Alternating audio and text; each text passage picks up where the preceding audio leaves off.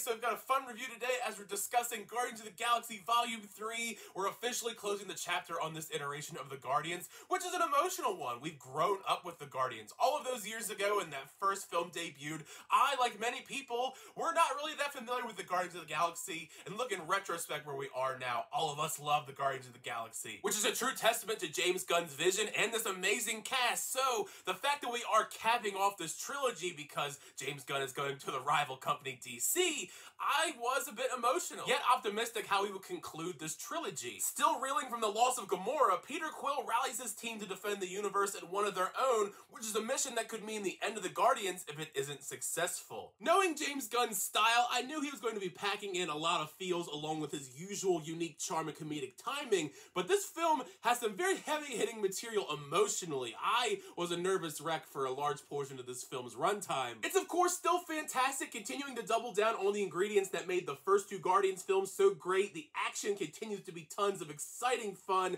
and it feels a lot to me like the classic MCU that we all fell in love with. The overall feel and tone of this feels more in line with the more classic eras of the MCU. That even carries over into the humor. The humor in this is top-notch. It's James Gunn at his finest. This might be at least one of the top 3 funniest MCU films that I've ever watched. The humor, the gags, Drax and Mantis are some of my favorite characters, and Drax in particular has some hilarious moments. I was laughing so hard in the theater, and I think you guys are too, but everyone pretty much gets some good funny jokes here and there as a team, but I think Drax is the comical highlight like he usually is. But like in typical James Gunn fashion, he's able to weave in all of these great jokes along with an emotional core due to the fact the main focus of this adventure is focused around attempting to wrap up this iteration of the Guardians team in a satisfying manner, and I think for the most part he did that successfully. The Guardians as a team have always been so endearing, that's why we love them so much, but Volume 3 allows these characters to shine in their own way due to its stripped down plot.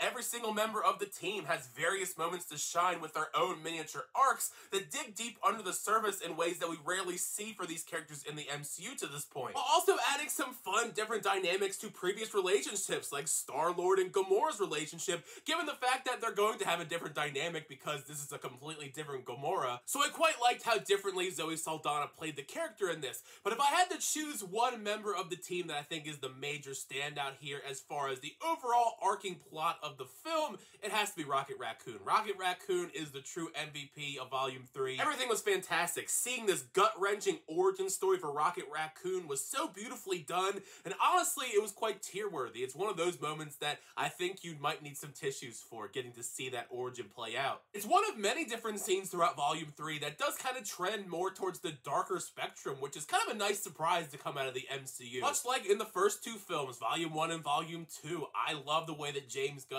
weaves in the music into his narrative. It fits so perfectly into the story he's trying to tell, while also being able to learn about new music along the way. So between the score and the soundtrack, I cannot wait to listen to it on a loop. Ever since we got that tease of Adam Warlock 6 years ago at the very end of Volume 2, we've anxiously been awaiting his appearance on screen, and I think Will Poulter does a solid enough job with his first appearance here. It isn't anything mind-blowing as a character piece, it's his first appearance after all, but he does get some solid moments here to build upon for future appearances within the MCU, but I'm not gonna lie, I did expect a little bit more from this appearance after waiting 6 years for the character to appear on screen. Circling back to the darker material, Chakotay Iwuji as High Evolutionary was surprisingly brutal. I quite liked Chakotay Iwuji's performance. I think he was solid overall, although at times he did kind of go a little bit over the top for my liking. After watching his brilliant performance in Peacemaker, also made by James Gunn, I had a feeling that he was going to knock this role out of the park. It's kind of interesting continuing to see the overlap between projects, whether it's DC and Marvel, because much like pretty much every James Gunn project, there are some familiar faces if you've watched pretty much anything James Gunn's ever made in the last 20 years. While I did overall enjoy the story at large in Volume 3, the stripped down plot at times does start to feel a bit uneven as it goes on